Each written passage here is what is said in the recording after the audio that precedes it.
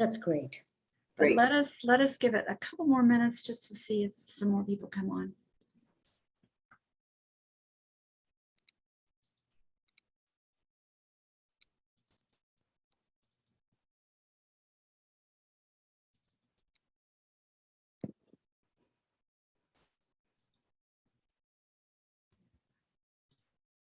Patsy, thank you for your corrections up to the last minute. Certainly, thank you for the offering them. Oh, I'm gonna pull up. So I've only shared my screen once before, Wendy. Oh, So well, usually I'm it's hoping fairly, it works. we'll hope it's trouble-free. Usually it is Right. pretty trouble-free. Right. Let me get our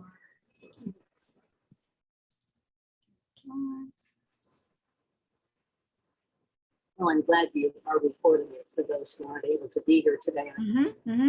Yeah, so we're- we'll be recording and we'll have the information available on our website.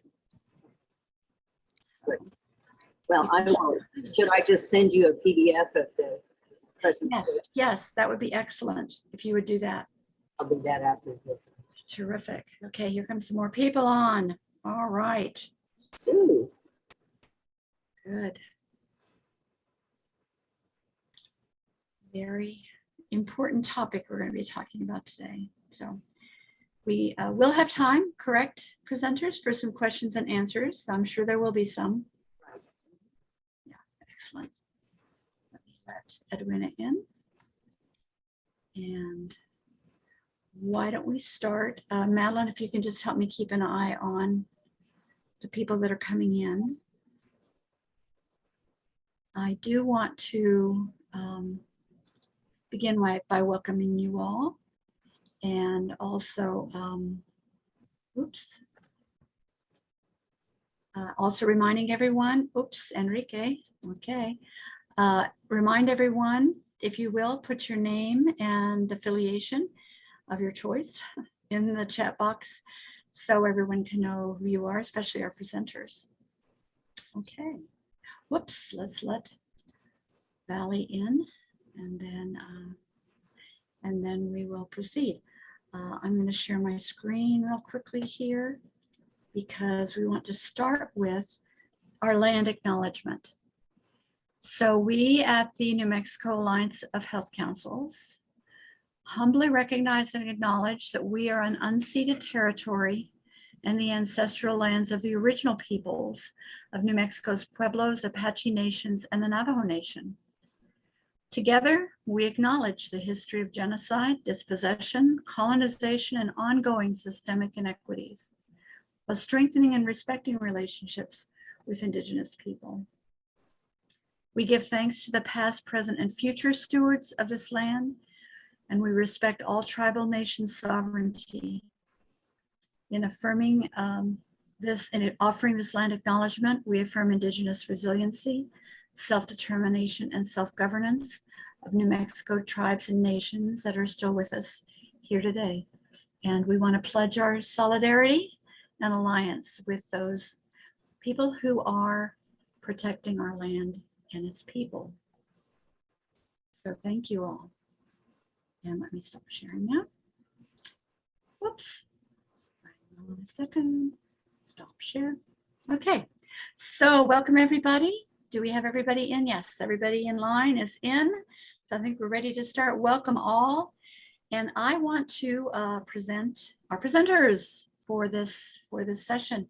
I'm going to let them tell you more about themselves, but we have Patsy Nelson, Ravati. I'm probably going to mispronounce your name. Is that close?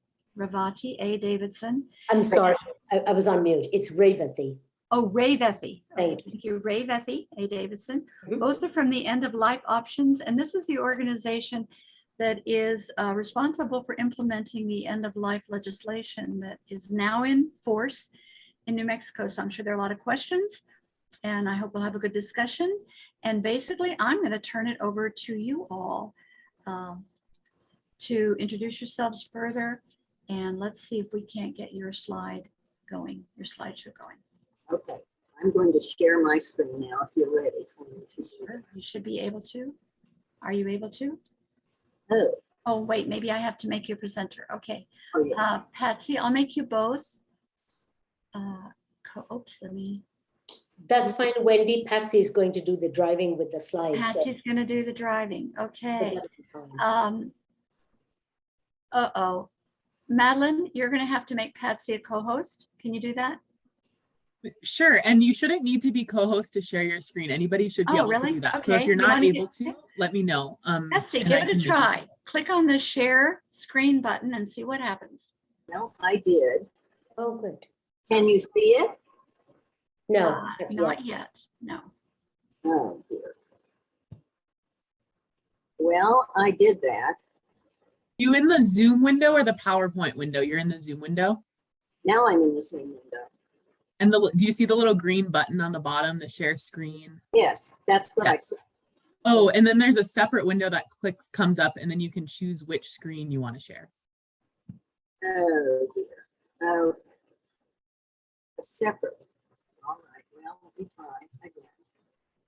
You should have choices that popped up on your screen. When you have share screen, you should have choices that say which screen do you want to share. If you click on, Perfect. There we go. Patsy, good job. Now, It's coming on board. There we go. Excellent. Take it away, Patsy.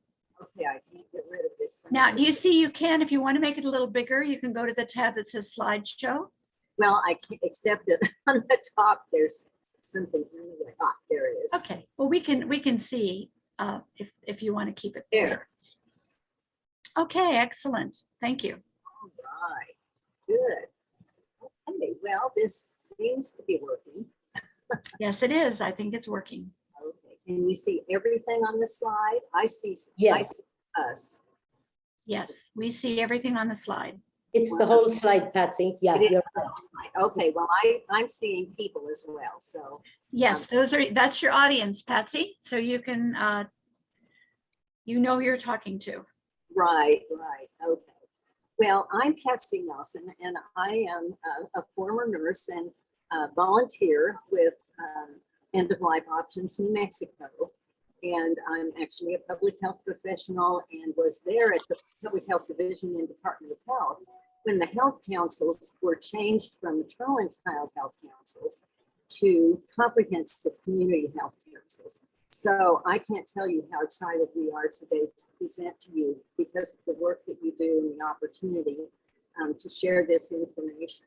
And Revathy A. Davidson is with me today, and she's a former hospital and healthcare administrator, and she is the Equity and Inclusion Advisor for End of Life Options in New Mexico. So we're very excited because we know that's one of your values as well, is equity and inclusion. And this presentation that we're going to give you today is a brief overview. We're going to talk a bit about the End of Life Options in New Mexico, and then about all the legal options, end of life options that are available to New Mexicans. And we would like to offer you at the end the opportunity to have this presentation or a more extensive presentation made to your individual health councils if you would like to have that done. So if you'll kind of think about that while we're going through the presentation, that would be great. But again, we want to thank you for the work that you do to improve health in New Mexico. It's just vital, and I'm excited that there are now 42 health councils, both county and tribal health councils in New Mexico. And Patsy, if I could just interject, can you try to speak directly into the microphone? I don't know about others, but I'm getting a little fading in and out. So if you I can, am too. Mhm. yeah, if you Okay, can get real close to the Oh, much microphone. better, Patsy. Yes. Okay, is this better? Yes, Okay. much better. Thank you. Okay. Okay, I think I was covering it up with my notes. So that's probably what happened. What we'd like to do too is to ask you to hold your questions, if you will, until the end, or put them in the chat box. We have a lot of ground to cover, and it's very possible that in a next slide we would answer the question that you might have had. So if you would just do that, we'd really appreciate it, unless there's something burning that you want to ask at the time. So the End of Life Options New Mexico organization was started about 1.5 years ago. And the vision is that New Mexicans have accurate information and caring support to choose their end of life options in a system that honors those choices. And we provide information and support for all end-of-life options, including medical aid in dying. And our values are compassion, inclusiveness, respect, non-judgmental, and integrity. And if you look at the bottom of this slide, and you will see it on every single slide, there's our website. And it provides huge number of resources for both the public and for providers. So I call your attention to that, because if there are any questions that you have after today's presentation, that might be an opportunity for you to get those questions answered as well.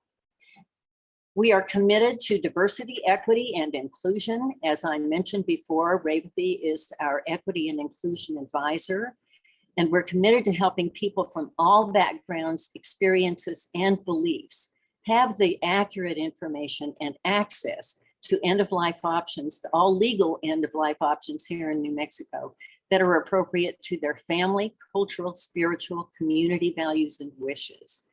So I'm not going to read the rest of this. I think you can read it, but you can see that we do provide a lot of opportunities, and we're especially excited to present to you because we want to get the word out to the entire state, to people from all walks of life about the end-of-life options in New Mexico.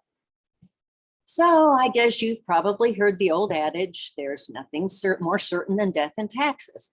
And, you know, we know that the world death rate has not changed ever. No one gets out alive.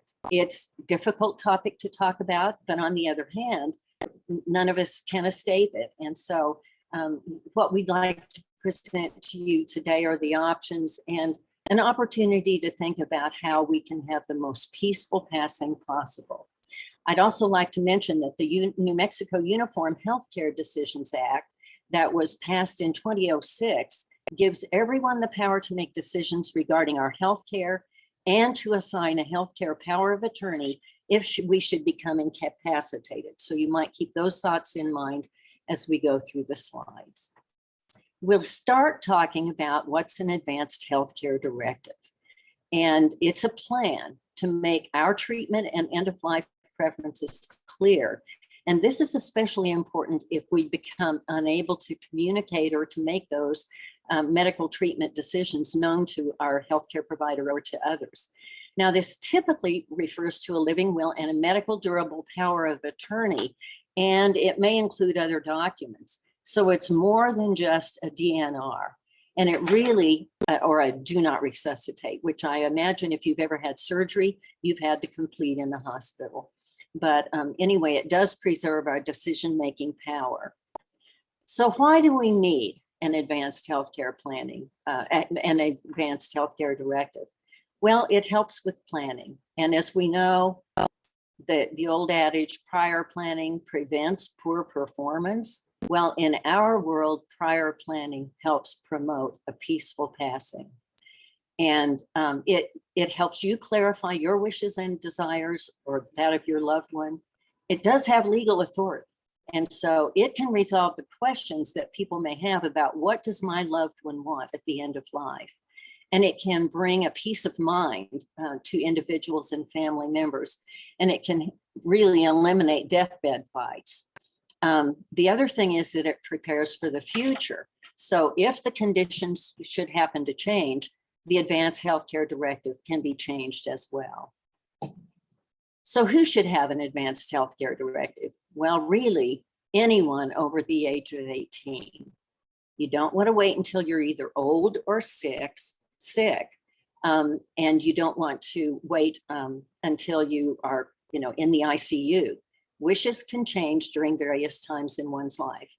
And you don't have to have an attorney to do this. There are forms. And as I mentioned, our end-of-life options website does have a variety of resources there that help a person in doing an advanced healthcare directive. I was talking with a woman at a meeting one time, and she said that 20 years ago, her fiance was in an auto accident and was put on life support. They had never had the discussion about what they wanted at the end of their lives. It came time to make a decision about whether or not to remove him from life support.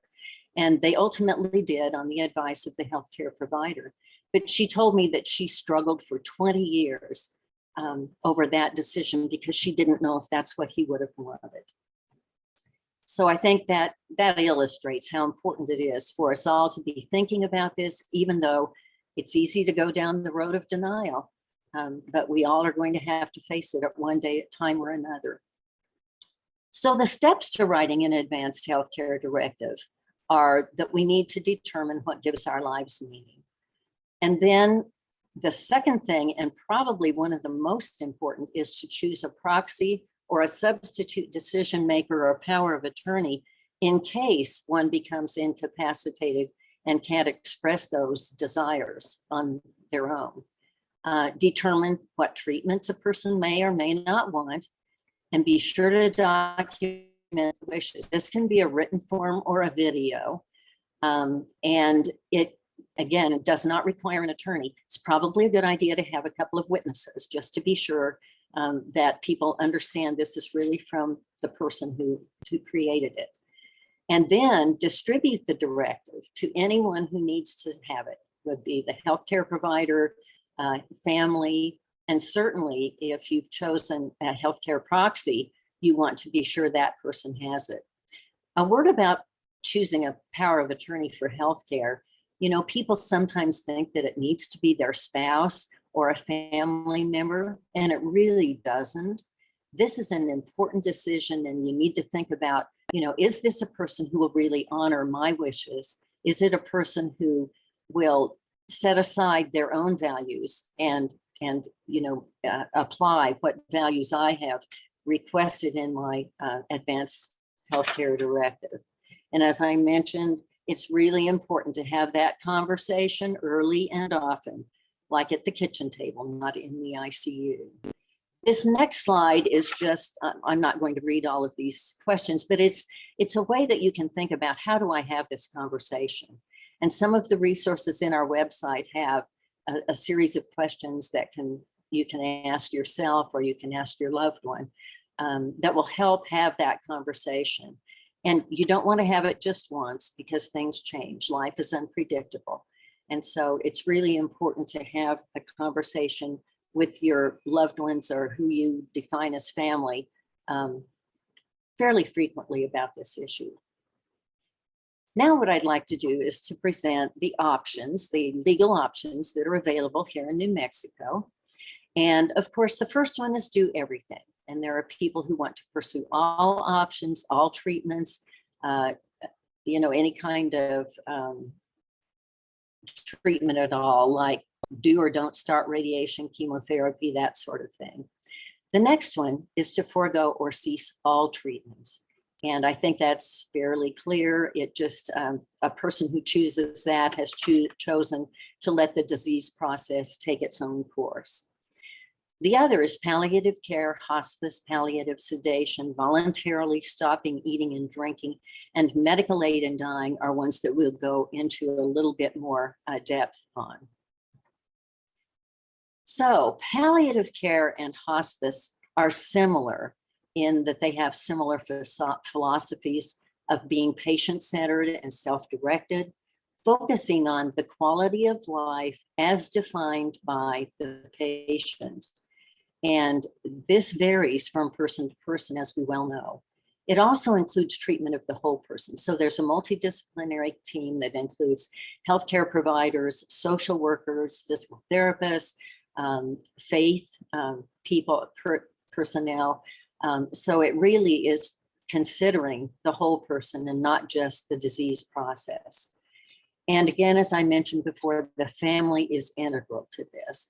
And the family is as defined by the patient. So we need to consider that those things are all a part of both palliative care and of hospice. Now, palliative care is different in that it can start as early as the time of a diagnosis of a serious illness. It's available to anyone at any age, and it does not require a 6-month prognosis, unlike hospice, which does. We mentioned before, it's a collaborative determination of goals and includes the loved ones, and it includes physical, psychosocial, and spiritual needs in considering quality of life. Any kind of treatment is allowed, any kind of treatment for the disease process that may lead to death. And it can be consultative or ongoing in a clinic, in a hospital, or in the home setting. Hospice is a philosophy generally and is not a place. Routine care, over 90% of it is in home and in facilities. There is some inpatient care available for unmanageable symptoms. And here in New Mexico, or in Albuquerque, Presbyterian has just recently opened a whole hospice facility, which is just wonderful. But it's really only available in limited cases throughout the state inside a facility. There's continuous care for very difficult and uncontrolled symptoms. And the other thing that hospice provides, which is fabulous, is respite care. And having experienced that myself with my father, I can tell you there's nothing more comforting to a family than to have the respite care and to have a break as a caretaker. We like to emphasize that a person should not wait until they're close to dying before enrolling, because it really does provide more comfort and services than you might need just in a week. So who qualifies? Again, it must be a 6-month life expectancy, and that's if the disease runs its normal course. And we know that medicine is not an exact science. Things change.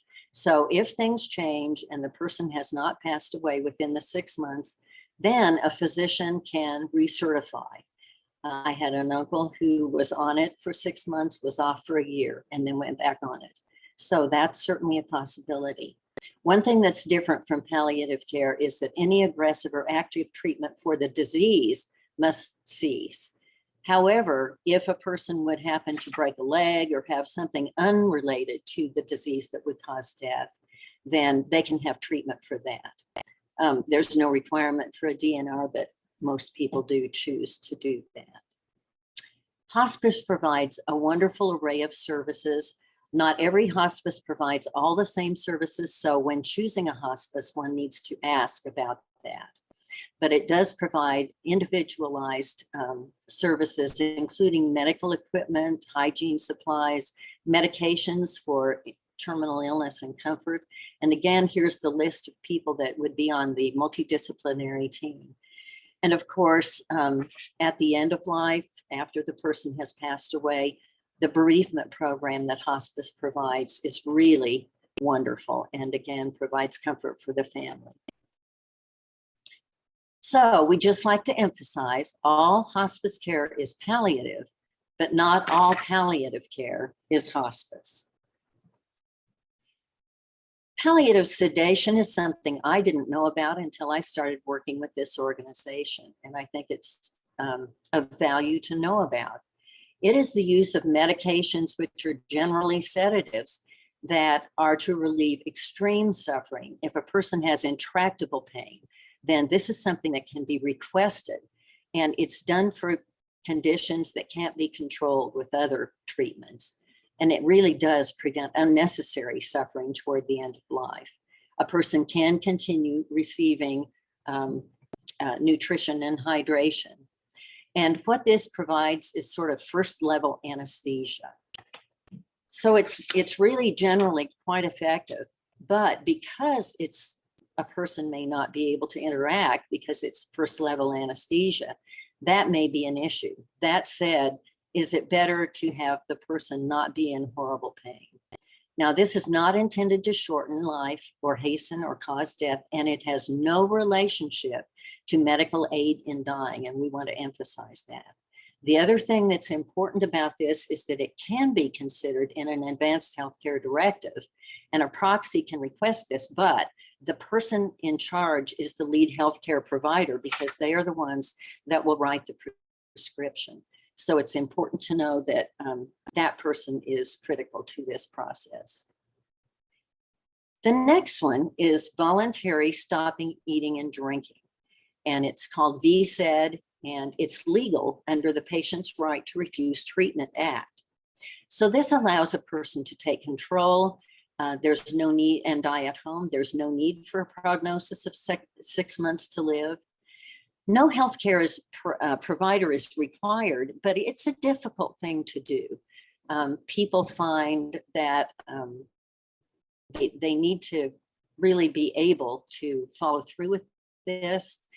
Once it's started, sometimes the organs can begin to shut down. And so medical care in terms of providing some palliative treatment or palliative sedation may be needed. It can be designated in the Advanced Healthcare Directive, and a healthcare proxy may authorize it in conjunction, of course, with the healthcare team. So a person who's suffering really horrible physical or mental pain may choose to use this. It's also something that would possibly be chosen by someone with ALS, Parkinson's, or Alzheimer's, and people who fear loss of independence and quality of life. And again, they can start it at any point they want to. I've had 3 relatives who have just decided to stop eating and drinking. They didn't have it in their Advanced Healthcare Directive, but they decided that's what they wanted to do. A person has to be really determined and able to maintain this because it's difficult. You can imagine what thirst must feel like when you have nothing to drink. A person can have, can't even have ice chips. They have swabs that can dampen the inside of the mouth, but it really does require a lot of support to go through with this option. And sometimes caretakers have a lot of difficulty observing this happening. That said, after the first day or 2, it's usually not painful. It does take discipline, as I mentioned, to continue the process, and time to death is usually between 5 and 14 days. And it is not considered suicide. And the death certificate will specify the underlying disease as the cause of death, not the selection of VSAD. So at this point, I'd like to turn it over to Revathi, and she will go through the Medical Aid in Dying Act and all the issues that there are surrounding that. So Revathi, take it away. Sorry, forgot to unmute. Thank you, Patsy, and good afternoon, everyone. So this is also known as House Bill 47. It was signed by the governor a year ago, April, and it took effect June 18th, 2021.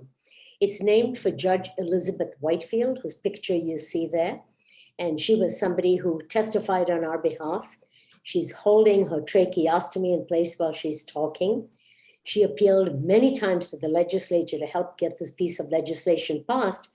And essentially what medical aid in dying is, it authorizes a healthcare provider to prescribe a medication to a terminally ill, that is somebody who has 6 months or less to live, that's a qualified individual, who has the ability to self-administer, which means they have the ability to ingest the medication themselves to bring about a peaceful death. Next, Patsy.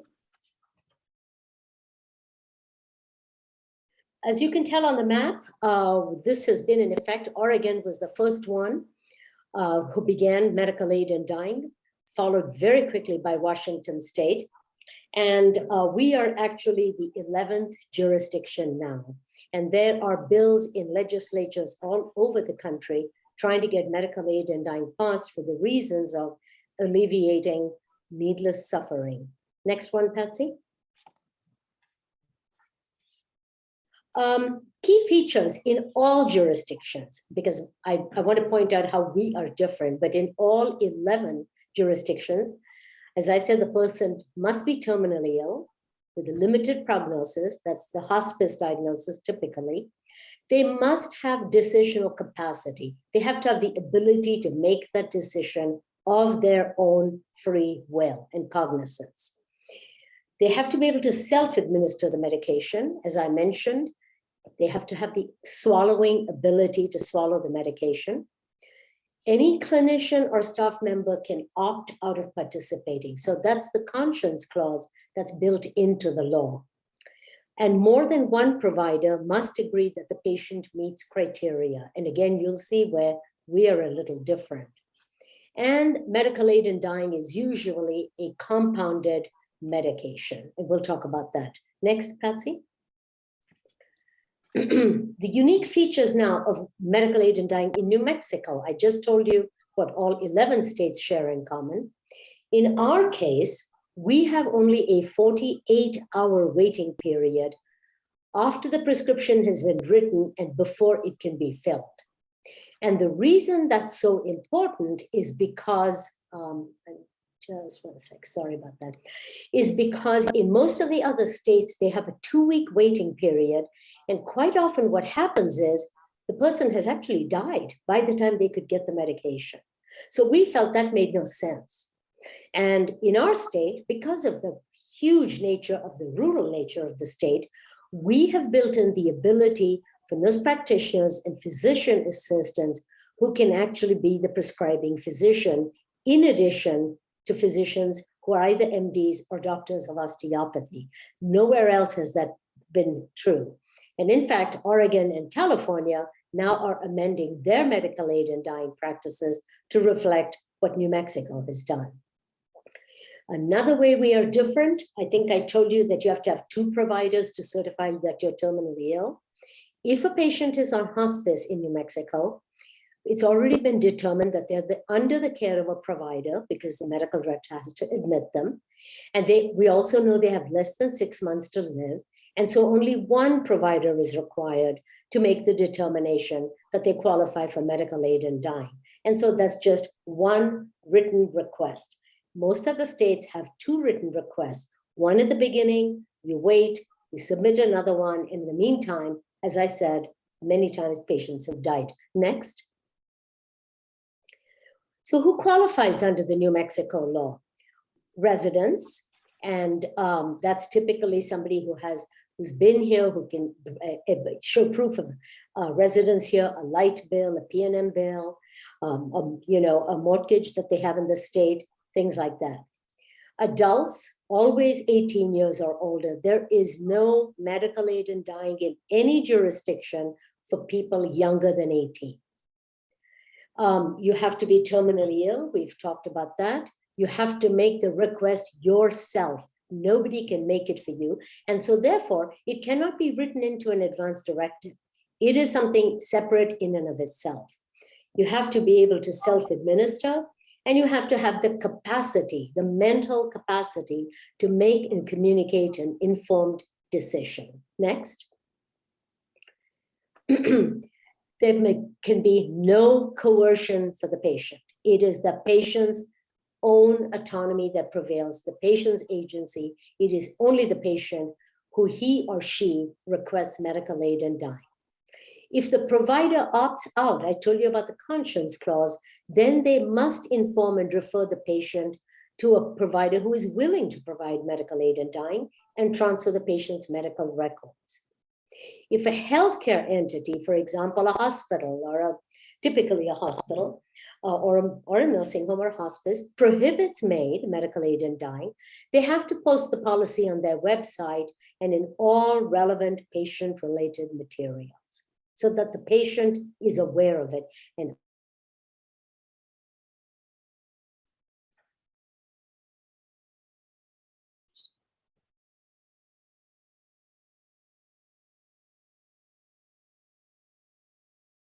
our advice always to people, New Mexico's House Bill 47 cannot forbid an employee off the premises and outside of employment from providing medical aid in dying. So a physician or a nurse practitioner or a PA hired by, let's say, a hospital or a practice can do it on their own time, outside and off the premises. Now, obviously, they have to have insurance, liability insurance, to cover them because their professional liability to their employer will not apply.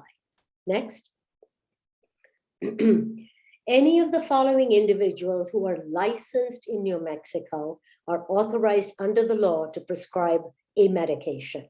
An MD, a doctor of osteopathy, as I said, a nurse practitioner, or a physician assistant. Next. What are the requirements for the providers? They have a right to know that they must inform an individual of all available end-of-life care options, which are reasonable, legal, and meet medical and standards for end-of-life care. So they must tell the patient about hospice, about palliative care, about VSED, for example. And in fact, ironically, in Oregon, all of the data over the years that Oregon has had this in has shown that referrals to hospice actually increase. And we think it's because when the patient and a physician have that discussion about this, the physician usually says, why don't you try hospice? And so it's very interesting. It's sort of counterintuitive. They must document all qualifications for the patient. They must, if there's any question about the individual lacking decisional capacity, there's a referral to a mental health professional, and medical aid in dying cannot proceed until they are determined to have capacity, that they really are in their own, that they have full cognizance of the decision they're about to make.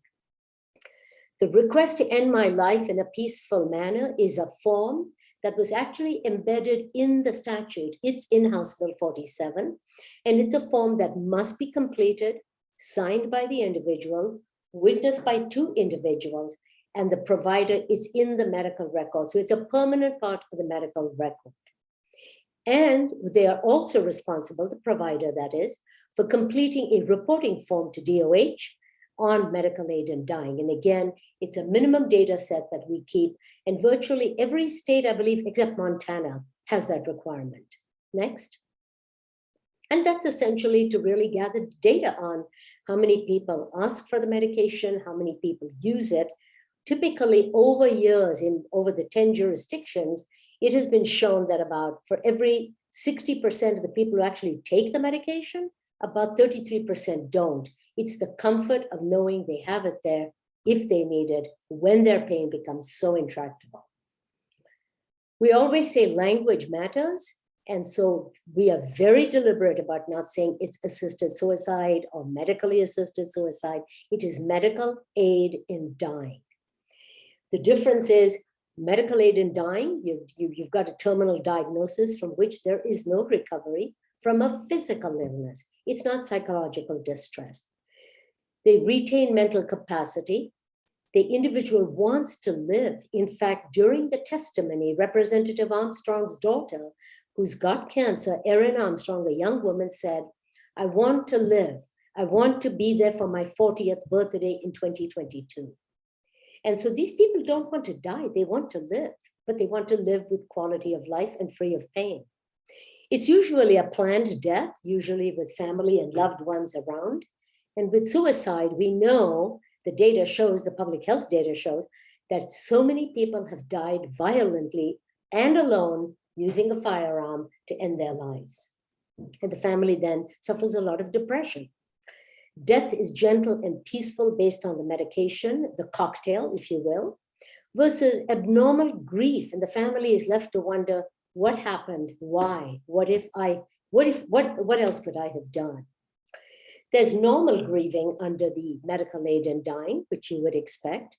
And the patient is connected and is usually surrounded by family and friends. Versus with suicide, if a patient is by themselves and they lack that support system, it's a lonely act. Next. Well, okay, so the question is, what are the medications? I told you it's a compounded drug. It's not an off the shelf. And the regimen has evolved over time as physicians are getting better and better at understanding the physiological response by the body to the medication. And it's basically discussed between patient and provider. I can tell you that one of them is an antiemetic to prevent the person from prematurely vomiting before they can fully ingest the medication, because it is bitter, for all that I understand. It's usually mixed with fruit juice. It can be mixed by someone else, and it can be handed to the patient, but only the patient can lift that cup to their mouth and swallow it. Only the patient. That's what self-administration means. If you don't have the ability to swallow and you haven't lost all your motor functions, the other way you can ingest it is through orally, as I just described, a nasogastric tube, a feeding tube, or a rectal catheter, as long as you can press the plunger to get the medication into your body. So the patient must be able to physically initiate ingestion in order to meet the self-administration requirement. The cost of the medication, this compounded medication, runs around $750. It's actually come down to about $500 and odd. And that doesn't include the physician consult fee, of course. It's about $2,000, $3,000 is what I would say right now. And thanks to Representative Armstrong, she has spoken with David Scrace at DOH, and we are looking at Medicaid reimbursement. Patsy mentioned I'm the Equity and Inclusion Advisor to End of Life Options New Mexico.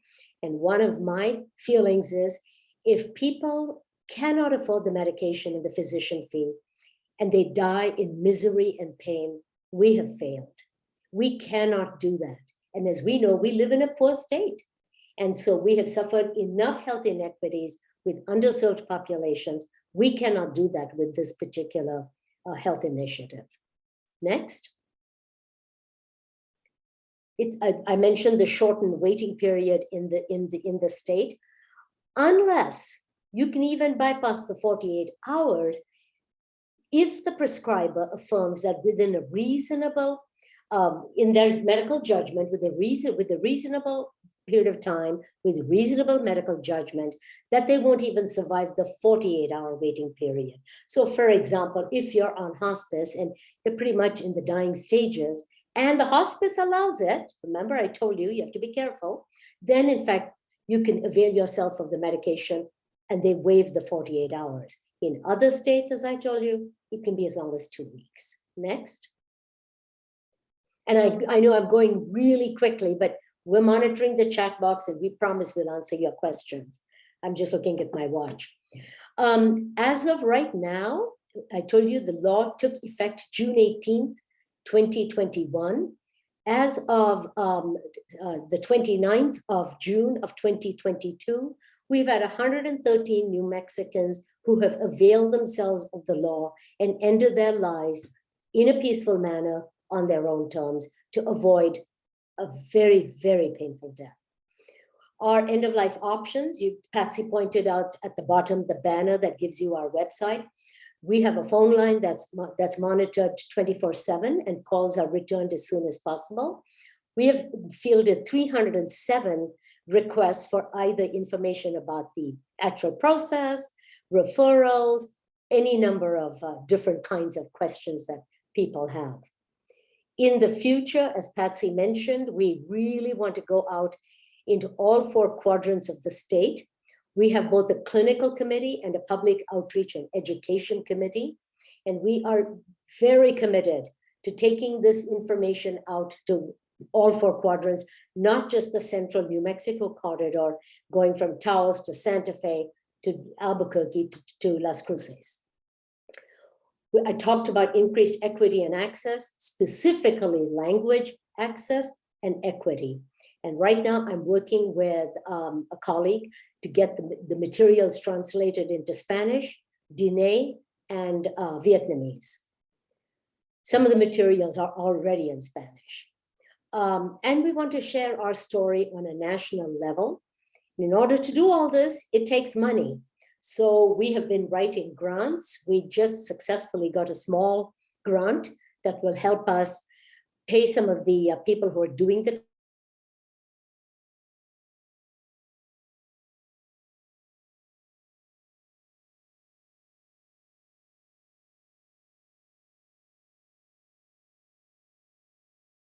translations. I work with them. So we wanted it to sound like New Mexico Spanish. So there's a lot of nuances to it. Next. What can you do now? Have the conversation and clarify your values. So a lot of this work began with the Conversation Project out of the Institute for Healthcare Improvement in Boston, when, as Patsy said, she had a relative and she didn't know what they wanted. Well, similarly, Ellen Goodman, who used to be a columnist for the Boston Globe, said her mother died and she had no idea what her mother wanted. So the doctors would say, what do you want us to do? And Ellen said, I have no idea. So have the conversation, and you'll see links to the Conversation Project with fantastic materials in about 15 languages. Clarify your values. What matters to you? Patsy showed you the one slide. Do everything, do nothing. And there's so many documents there's a whole document called the Values History Form that lives on the website of the UNM Institute of Ethics in the School of Medicine. We have had that translated into Spanish as well. Appoint a healthcare proxy, as Patsy said. If you no longer have the capacity to speak for yourself, make sure you have someone whom you trust will speak for you and knows what's important to you. And even though you cannot include MAID in your advanced directives, nor can you cannot delegate that decision to anyone else. It's important to speak with your loved ones and plan for all the other options before you decide on medical aid and dying. Next. Is there one more, Patsy? Yeah, and most importantly, I've had the conversation with my PCP. I would encourage you to have a conversation with your provider to see if he or she is supportive of medical aid and dying when the time comes. Do they need more information about the law before deciding? I just spoke with someone the other day who said, I think I need more. I said, House Bill 47. If they won't participate, is it important enough for you to consider switching providers? And don't feel sorry about doing that. It's your decision, it's your life, it's your death.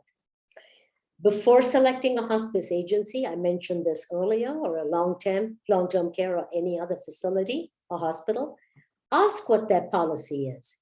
That may make a difference. And it has in a couple of cases that I know of where they shopped hospices and they found out that the hospice wouldn't.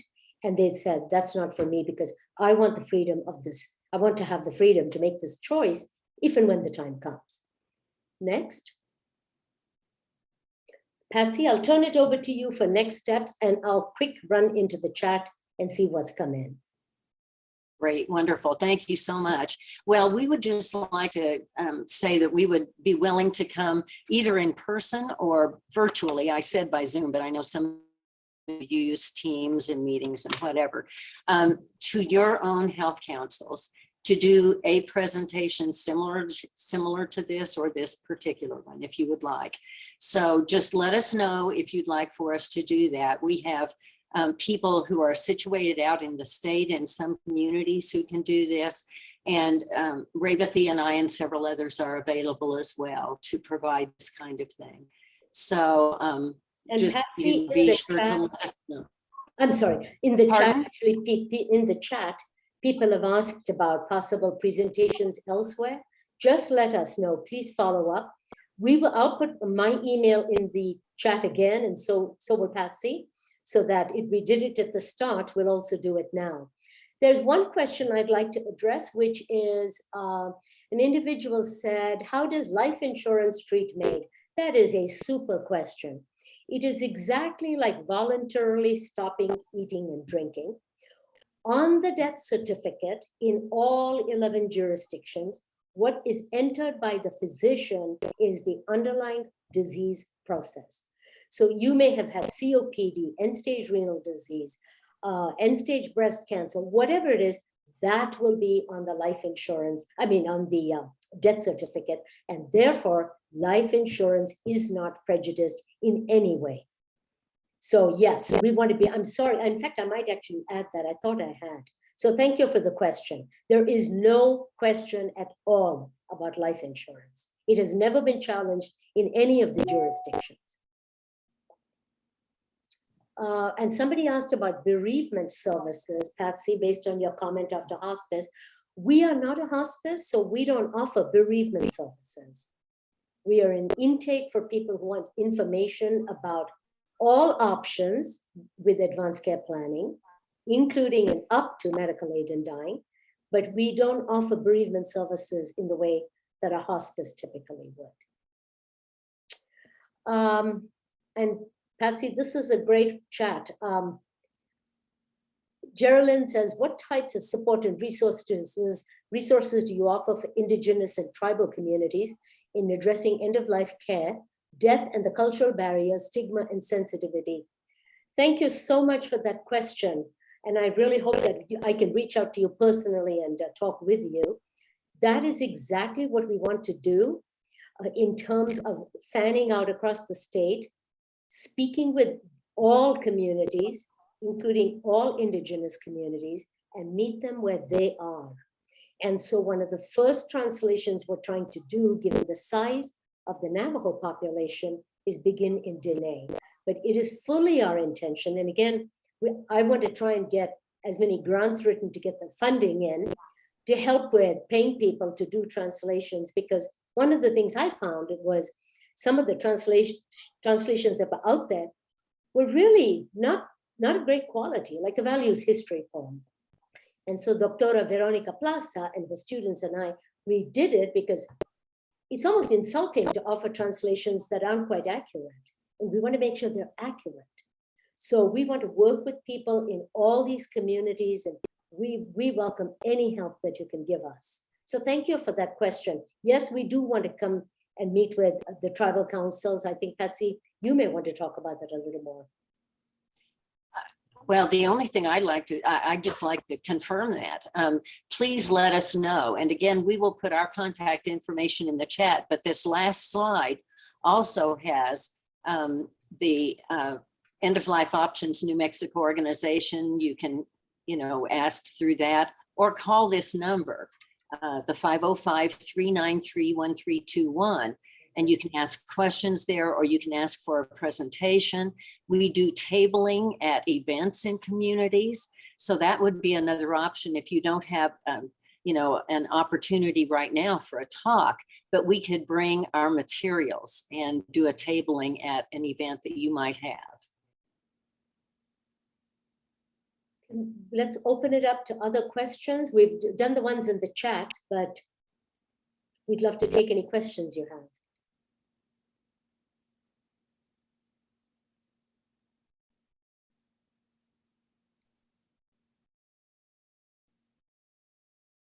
Well, you're certainly getting many thank yous coming in on the chat. Great. So we want to add ours too. Thank you. That was a really informative presentation on a very important, and as you say, inevitable topic of discussion. Right. As Patsy said, the death rate's been holding pretty steady for centuries now. Yep, 100%. Any other questions before we sign off here? Just unmute. Feel free to unmute and ask a question if you have one. Well, again, I'd like to thank you for allowing us the opportunity to present to you and the opportunity to come to your health councils. So Thank you from myself as well. I really appreciate it. Wendy, thank you for all your help in getting it set up. And any of you, please get in touch with us. We'd like to answer questions and come and present. And we hope you will take us up on our offer. Right. And I do want to take this opportunity to let everyone know, most people on this call know, but the two of you to know that Geraldine is our tribal liaison, and she is a wonderful entree into working with tribes, and she's Navajo. So Geraldine, maybe you want to put your email address in, or we can send it to you. It's also on our website, Patsy and Retha, if you want to look her up. Yes, I will follow up with you, Patsy. And Great. yeah, so we'll definitely be connecting soon. Thank you. Excellent. wonderful. Thank you, Geraldine. Yes, you and I have a connection now, so we can do that. Good. Great, great. Okay, thank you so Okay. much. We threw a lot of information at you. But again, we can follow up on any specific area that you'd like more on. Okay, and again, we have recorded this, so you can also play it to folks that you think want to hear it, replay it. I've got some people in mind, actually. And we will have a copy of the presentation. Thank you too, if you will send that to us. And we'll post it and make it available to folks. Great. Great, okay. Any other, I'm going to share my last slide here pretty quickly here, just to let you know about some upcoming Thank you. Thanks. events. And we have our Monday, every other Monday, community rebuilding training. That's open to anybody. It's specifically for health councils, but it's open to anyone who's interested in rebuilding their organizations and their community. That's going to be Monday, 1 to 3. And then Wednesday, we have a special presentation by Dick Mason, our policy chair. He's going to explain how capital outlays work and how you can contact your legislature to see if they might want to make a capital outlay to support your work. So tune in on that one. There's information on all of this and all of these meetings on our website. And then our next Health Council talk is going to be a presentation on Unite Us. Some of you may have heard about this. This is a new Health and Human Services referral system. It's being used by Santa Fe Connect, if you all are familiar with that. So Jesse Holland and Melissa London, who are the New Mexico Community Success Team, both local women, are going to be telling us what we need to know about that and let us know how we can learn more and opt in if we want to. Any other announcements from any in the group? Just want to shout it out. We have like 4 minutes left. Anyone? Nope. Geraldine, nothing? Okay. Geraldine has lots of information on the Alliance website, nmhealthcouncils.org.